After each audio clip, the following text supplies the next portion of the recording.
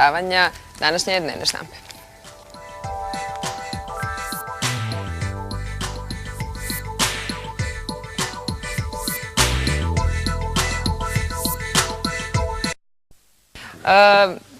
Naš gost iz Londona, Toby Sims.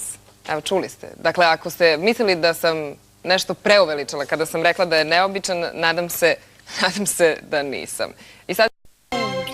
Nie parali mušinaju bit, niedovoljno vrteća kruzica, nie parali mušinaju bit. Thank you very much. Ja skaču tebi befesti, ti spasobin воевать, так спеси на поле чести, slavi vojn. Oh, Bože. Okay, thank you very much.